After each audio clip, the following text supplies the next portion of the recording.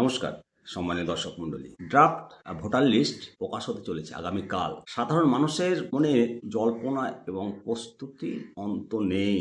16 জানুয়ারি তারিখে এসআইআর বহু প্রতীক্ষিত ফাইনাল ড্রাফট লিস্ট প্রকাশ হতে চলেছে। নির্বাচন কমিশনের পক্ষ থেকে জানিয়ে দিয়েছে যে নির্বাচন তালিকায় নাম তোলার জন্য যদি কোনো রকম অসৎ উপায় অবলম্বন করা হয়, ডুপ্লিকেট নথি দেওয়া হয়, তাহলে 7 বছর জেল। তাই হিয়ারিং এর যাওয়ার আগে কয়েকটা জিনিস মনে রাখ, কি কি ডকুমেন্ট সঙ্গে রাখবেন জানাবো। তবে আপনাকে হিয়ারিং এ তখনই যেতে হবে যখন বিএলও নিজে গিয়ে আপনাকে নোটিশ দিয়ে আসবে পারে। কোনো SMS এর দ্বারা, ইমেলের দ্বারা নোটিশ পাবেন না, বিএলও বাড়ি গিয়ে নোটিশ দিয়ে আসবে। তো চলুন কোন কোন নথি রাখা অত্যন্ত জরুরি এবং হিয়ারিং এর সময় গ্রাহ্য হবে জন্ম তারিখ অনুসারে কোন কোন ডকুমেন্ট কাজে লাগবে। জন্ম তারিখ অনুসারে ডকুমেন্টগুলোকে আপনাকে রাখতে হবে। তো প্রথমে যে ডকুমেন্টটা গ্রাহ্য হবে, সরকারি কর্মচারী হিসেবে কেন্দ্রীয় বা রাজ্য সরকার বা রাষ্ট্রায়ত্ত সংস্থার কর্মচারীদের পরিচয়পত্র, আই কার্ড বা PPO অর্থাৎ পেনশন পেমেন্ট অর্ডার 1987 সালের আগে ইস্যু করা,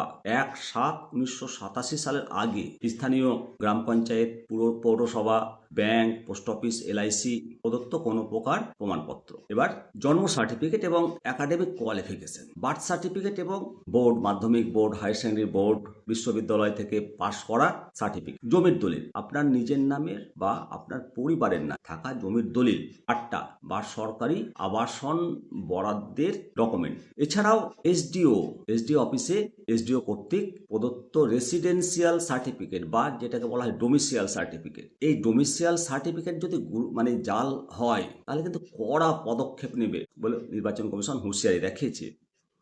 বৈধ passport, SC ST OBC caste certificate এগুলো বৈধ। তবে এগুলো যদি কোনো ডুপ্লিসিটি ধরা পড়ে তাহলে 7 বছরের জেল। NRC-তে নাম থাকার প্রমাণ, রাজ্য বা স্থানীয় কর্তৃপক্ষের রক্ষণাবেক্ষণ করা NPR ফ্যামিলি রেজিস্টারের কপি। NPR-টা যেখানে যেখানে হয়েছে, আমাদের এখানেও NPR হয়েছিল, তাতে নাম থাকলে সেই ডকুমেন্টটা দেওয়া যাবে। জন্মের সাল অনুযায়ী নথিপত্র প্রদর্শনের নিয়মে বেশ কিছু পার্থক্য রয়েছে। কার ক্ষেত্রে কি কাগজ লাগবে আরেকটু সহজভাবে আপনাদেরকে জানাই। 1/7/1987 আগে যাদের জন্ম 1987 সালের 1 জুলাইয়ের আগে এবং 2002 সালের ভোটার লিস্টে নাম নেই, আপনাদের নিজের জন্ম তারিখ বা জন্মস্থানের প্রমাণ হিসাবে যে কোনো একটি নথি জমা দিতে হবে, যে নথির কথাগুলো আগে বললাম। এবং 1/7/1987 থেকে 2/12/2004 সালের মধ্যে জন্মগ্রহণ যাদের হয়েছে, পরিবারের নাম 2002 তালিকায় নেই, নিজের জন্ম প্রমাণের পত্র যেটা রয়েছে তার সঙ্গে আপনার বাবা বা মায়ের মধ্যে যে কোনো একজনের প্রমাণপত্র আপনাকে দিতে হবে। এবার 2002 এর পর 2004 সালের পর যাদের জন্ম হয়েছে তাদের নিয়মটি কঠোর। এক্ষেত্রে প্রমাণপত্রের সাথে পিতা মাতা উভয়েরই ডকুমেন্ট জমা দেওয়া বাধ্যতামূলক। বাবা মায়ের কেউ যদি ভারতীয় না হয়, জন্মের সময়কালের বৈধ পাসপোর্ট এবং ভিসা এটা দেখাতে হবে। কিছু সতর্কতা অবলম্বন করতে হবে হিয়ারিং এর সময়, সেটা আপনাদেরকে মাথায় রাখতে হবে যে যদি কারোর জন্ম ভারতবর্ষের বাইরে হয় তবে সেই দেশে অবস্থিত ভারতীয় দূতাবাস থেকে ইস্যু করা বার্থ সার্টিফিকেট দেখাতে হবে। যারা স্থায়ী